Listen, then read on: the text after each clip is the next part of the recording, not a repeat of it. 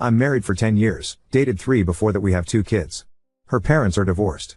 Her mom comes from a wealthy family, and when her parents got married her family did a lot of legal and financial stuff and prenups and stuff to keep the money safe.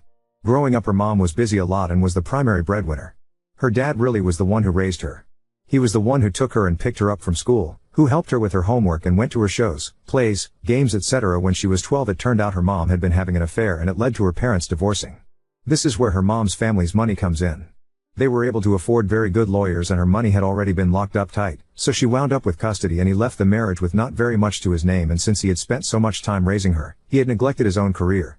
He struggled after that. My wife has a fraught relationship with her mother.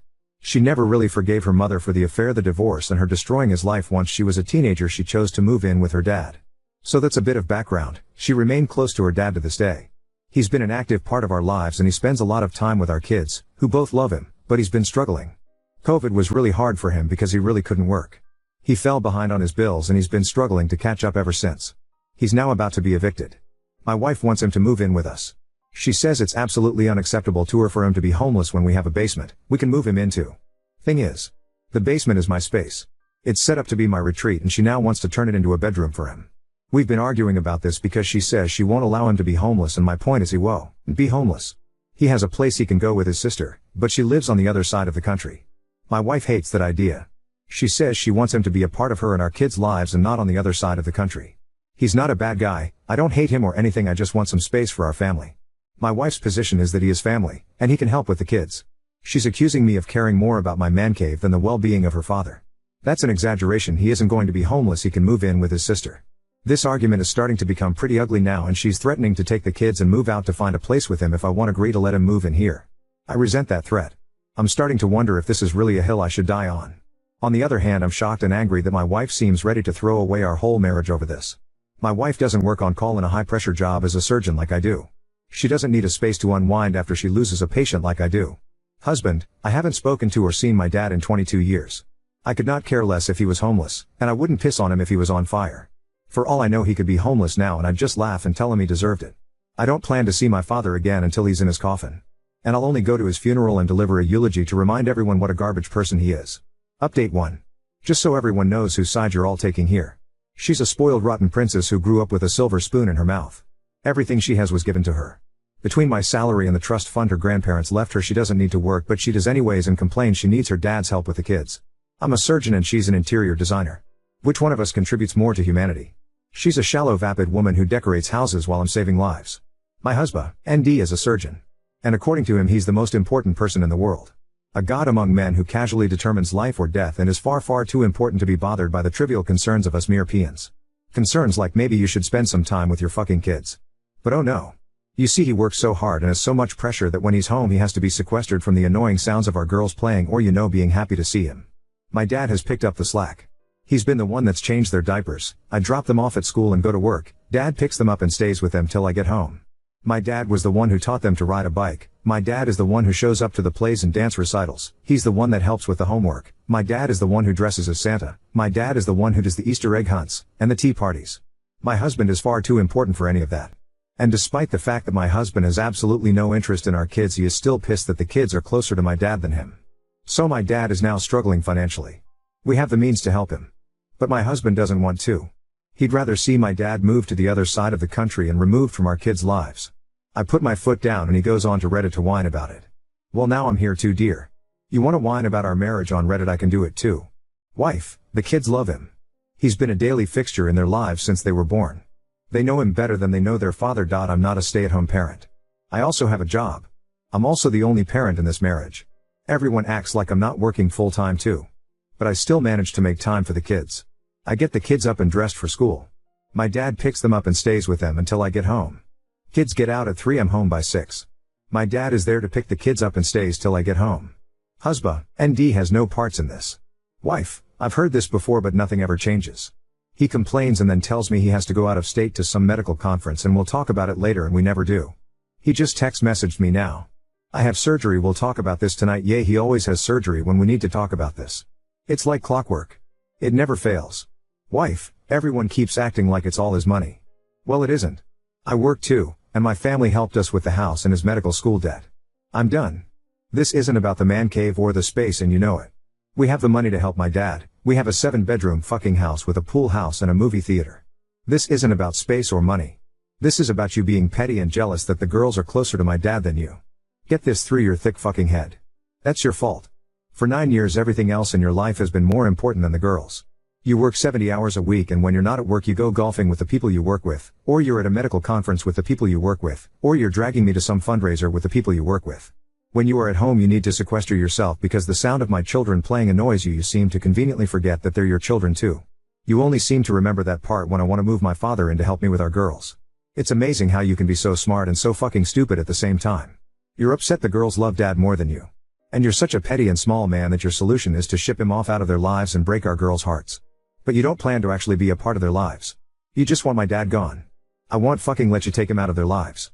The family is me, the girls and my father. Your family are the people you work with, and you're married to your job, not me. Well, you can have it. Aunt, come home. I'm done trying to make this marriage work. I'm done begging you to be a father. The girls won't miss you anyways. You've never shown an interest in their lives, and I am done letting you hurt and neglect my children. They deserve someone in their lives that loves and cares for them and shows interest in them. You don't. Update 2. He said awful things. Just awful. About me, my dad and the girls. After he left, I talked to my mom. We have a difficult relationship, but if there's one person I want in my corner going into the divorce, it's her. The divorce is happening. I saw an attorney my mom recommended today. I'm really glad I went through with that prenup my mom wanted when we got married now. At this point I won't speak to my STB ex-husband. My lawyer is doing my talking for me. I'm exhausted. Thank you everyone for all the support. It helped to read the comments and know people supported me. He made me feel so small and stupid yesterday, and he said awful things about our girls. I'm not mad anymore. I'm just heartbroken. Our girls deserve better than this. I really wanted better for them. I just wanted to have a family and a nice home. Now I'm just going through a divorce like my parents. I never wanted this. I tried so hard to keep this all together so we didn't wind up here. But I failed. When I met him he was in medical school and working as a paramedic. He moved into my apartment and I covered the expenses so he could quit working and focus on medical school full time. He didn't have a problem with me being an interior designer then, and he didn't resent my trust fund when it was paying for our apartment. What was his self-admitted reason for marrying you? You have to understand that this was not about space or money like he claimed. His goal was to get my father out of our lives. My dad leaving our lives was the solution he wanted. Any solution that kept him in our lives he had a problem with. He wasn't like this when we met. And in defense of my mom, for as difficult as things have been with us over the years, I don't question that she loves me. We've had our differences and our fights, but when I need her she comes through like she is now and like she did with the wedding, and God bless her for her foresight and having the prenup made. What she did to my dad will never sit right with me, but she's in my corner, and right now I'm glad to have both my parents in my corner. I don't want the girls living with someone they are afraid of. It was only tolerable because of how little he was around. I don't think my failure was in having my kids with him. It was in keeping this marriage together and giving him a home and family he actually wanted to come back to. Update 3. Hi everyone. I'm back. My husband is now my ex-husband. Our state you only need 30 days between filing and judgment. We both agreed divorce was best. He moved out New Year's Day and has never been back. My original post sorta went viral. It was reshared on TikTok and on Facebook, and our family and friends wound up seeing it. My lawyer recommended I stop posting about the divorce until it was finalized. Well, the divorce is now done. After he moved out we both retained our lawyers and most of the divorce was handled through them. We didn't speak much until we went into final arbitration and signed the agreements to bring to the judge. About a week after I retained my attorney, I had my attorney, his attorney and some movers meet at my house to inventory everything that belonged to him, including in his man cave, pack it up and ship it out to a storage unit his lawyer arranged. I didn't want to give him any reason to come after me for anything. I know people wanted me to nail him to the wall, but I really didn't want a long and bitter divorce. He wanted to go, I wanted him gone, and we both wanted it to happen as soon as possible. Turns out he was offered a job in another state, and he wanted to take and was itching to get out of here. We both had prenups that made the division of assets pretty painless, and he had no problem with giving me full custody and paying child support. I didn't need or ask for spousal support. Honestly, how little he fought for our girls was the part that hurt me the most. The biggest disagreement we had was with the house. My mom stepped up to buy him out of the mortgage payments he put down so that me, the girls and my dad wouldn't have to move. He really wanted this done as fast as he could so he could ride off into the sunset with his affair partner and take his new job. And that's exactly what he did. He got the ending he wanted. Free of me and the kids and free to be the world's best surgeon or whatever. Mom and dad both came through for me in big ways. Mom is a lawyer herself and she had set up the house and my other assets to be protected. She also was the one to get me my lawyer. Dad moved into the pool house and that's where he's going to stay. My dad is going to enjoy his golden years being pop to our girls and dad to me. I'll make sure he won't have to worry about anything. My daughter's 10th birthday was 2 weeks ago. My husband promised her he would fly out for it. I made this party a really big deal. I hired performers, rented a bouncy castle, had all her classmates over, most of my family was there. My mom and dad were able to be in the same place and not fight. We had a really great time. And he never showed up. She got a card from him the day after her party with a lame apology and a $500 gift card. I asked her if she was okay and she shrugged. She had a great time at her party and didn't expect her dad to show. She knows he doesn't love her. That's what she told me. She wasn't really upset about it either. She's 10 years old and already expects him to disappoint her. It breaks my heart. But she's a trooper and she didn't let it stop her from enjoying her day. I realized that for years, I've been trying to make a home for him to come home to, but he's had one foot out the door and I've been holding his hand trying to keep him from going. I finally let go. I'm doing better than I thought I would, to be honest. And the girls are too. I don't really miss him. The girls don't really miss him. I'm not even angry about the affair. She can have him. I'm just disappointed. The shallow vapid woman who decorates houses while he's saving lives, right? Oop, he could just never wrap his head around that. That I wanted to work, that I like my career, that I have relationships with clients and contractors and vendors and an office staff. It was a constant argument with us. There were multiple stressors that broke our marriage. This was a big one. His steady insistence I quit my job, close up my business and stay at home. But, I'm also a lazy, entitled, spoiled rotten princess. So who the fuck knows? Oop, things with my mom are getting better. And amazingly, things between my mom and dad are getting better as well. They both showed up for my daughter's 10th and didn't fight or make catty remarks to each other or side-eye each other, or glare or any of it. I said it in another comment, but ironically my marriage dissolving has done more to heal the rest of my family than anything else has. My ex-husband was never a very present father. He's a surgeon and spent most of his time either working or doing something with his coworkers. He was rarely ever home, and when he was, he mostly wanted to be left alone to hang out by himself in his man cave. He didn't like the girls being loud or playful because it disturbed him. Our daughters have always walked on eggshells around them and Hess never taken much of an interest in their lives. So, we just finalized our divorce. He couldn't wait to get out of the marriage. He wanted to be done with this marriage and our kids so he could take a new job in another state and live with his affair partner. I asked for full custody, and he was relieved. He didn't want custody, he didn't fight at all for them. He hasn't even seen them since the day he moved out 2 months ago. He's gone now in another state, and my oldest had her 10th birthday about 2 weeks ago. I threw a really huge party for her. I made it a really big deal and he promised her he would be there. He never showed. We get a card with a lame apology and a gift card from him a day after her birthday. I felt so bad for her, and what makes it worse is, she wasn't even upset. I asked her how she felt about it and she shrugged. She said she wasn't surprised, and that dad didn't really love them. What the hell do I say to that? I'm at a loss for words because, I don't believe he loves them either. Do I lie to them? Tell them of course he does. Hess just busy. What do I tell her? The truth? No, he doesn't real love you? I have no idea what to say to my girls. Should I even bring it up? Just not talk about it at all? Just leave the fact that their dad doesn't give a shit and has pretty much abandoned them? Just carry on as usual, because let's be honest, he hasn't been a part of our lives for a long time. He never really was. Not that much has changed for the girls besides the fact that they don't need to walk on eggshells for the 1 or 2 days a month he was even at home. I just don't know. Both the girls are in therapy now. We all are. Maybe this is something I should bring up there. Now on to second story. Took in my late friend's beloved but aggressive cat, and now it's trapped in my garage, trying to dodge my territorial dog. 2 days ago, a good friend died. I'm not going into specifics. He was old, he was on oxygen, and he could barely move around. One of the few things he had going in his life was his cat, which we'll call Satan for now. He loved that cat, and while the animal was around him it seemed to be polite enough not to try attempted murder. When I got the notice my friend was in the ER, I met with his son there, and by the time we got there it was too late. I knew his cat was one of the few things he cared about and offered to go to my friend's apartment to feed it. He declined, saying he'll get to it later. The next day, he asked if I would be willing to take the cat. Not gonna lie, I said yes because I loved my friend and because I didn't want the one thing that kept him constant company on his last days to get outdone.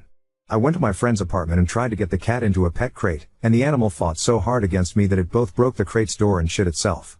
I bought a jumbo crate, 3*X3*X4, with 2 levels and put it in my garage, with a litter box and some food inside the crate. I know this is not an ideal accommodation for Satan, but I don't know where else to put him. My brother-in-law suggested releasing it into the wild. Satan lived its whole life in my friend's apartment and I don't know how it'd fare outside. I have a dog, to boot.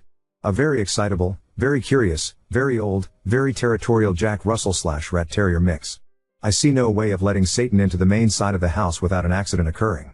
I can't let Satan roam free in the garage because it 1. Will destroy my brother-in-law's tools. I've seen it go through furniture like a wood chipper. 2. It will go into the attic of the house, which has a bunch of loose insulation, and if it shits in there the smell will stay in the rental house forever. And 3, someone will inevitably leave the garage open where it'll escape.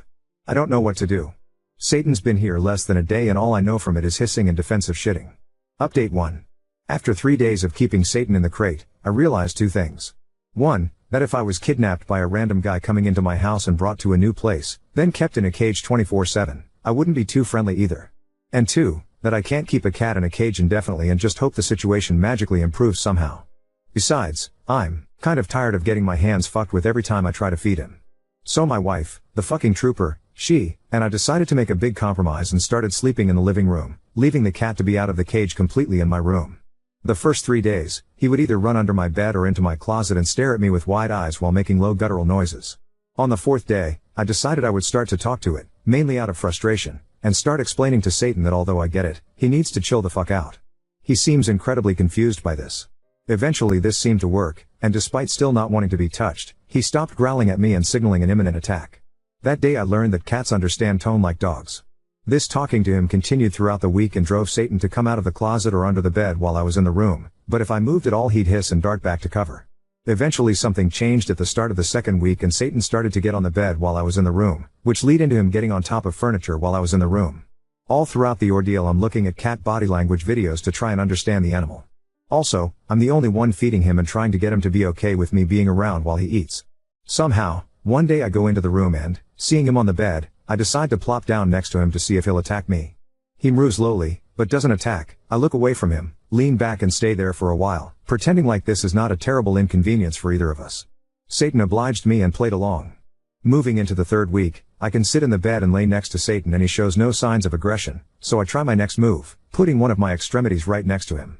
I do this many times a day, acting like it's not a big deal, and eventually while laying next to him, I ch him with my knee. I figured if he goes into attack mode, I'd rather have the sweet protection of thick denim.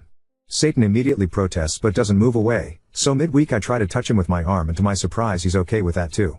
By this point I've also made a habit of cleaning his box and opening the blinds for him in the morning so he'll be able to look out the window. I slow blink before leaving to work and he slow blinks back. Before I knew it, it was the 4th week and Satan's letting me pet him for short periods of time and only certain parts of his back, before hissing or lightly swatting, as opposed to the vicious war crimes he was trying to pull off initially. It's the middle of the 4th week and at this point, we've built enough of a tacit communication that I feel comfortable fully petting him, talking to him, and letting him walk around the house while my dog's out on a walk. At this point, I come in the room every day in the morning to change and talk to Satan, and he talks back and demands to be petted by me. On my off days, I go in the room and he'll follow me around. By the end of the 4th week, I play with Satan and he lets me pick him up. I finally realize he was actually a very sweet, super scared kitty that needed to feel safe and be given space, and furthermore everything negative that happened was my fault for not understanding him and pressuring him. By then, I already feel he's social enough that I can offer him around, but just for good measure I keep him for one more, 5th week, which was enough for me to bond with him and feel bad about giving him away. My wife and I discuss whether or not to keep him, but my dog, who's named after a Mexican narco, but that's a different story, ends up going after a cat when we're walking him. It was dark, and getting hurt, which ends that line of thinking. The week went by smoothly, and I managed to get his medical records from my friend's family and the hospital Satan was Ken too. 6th week, I take to Facebook and, with due disclaimers, I offer him around. Satan, older cat, needs a new home. Former cat of a loner, affectionate but needs house without children or other pets, is curious and playful once it gets comfortable. A lot of people offer to take Satan into their homes, and a lot of people don't meet the requirements I outlined. Eventually someone reaches out to me and not only are they a perfect fit for him, they understand all the constraints that go into adapting an older cat into a new home. They came yesterday and I didn't even struggle to get him into the carrier they brought. I went into their home today to take some of Satan's playthings as well as some food I had left over, and although he was hiding under the bed and marooned, he peeked out on the halfway while my wife and I talked to his new owners. I stress to these people that if they have any big issues with him he's 100% returnable, but, unlike me, this isn't their first adopted cat.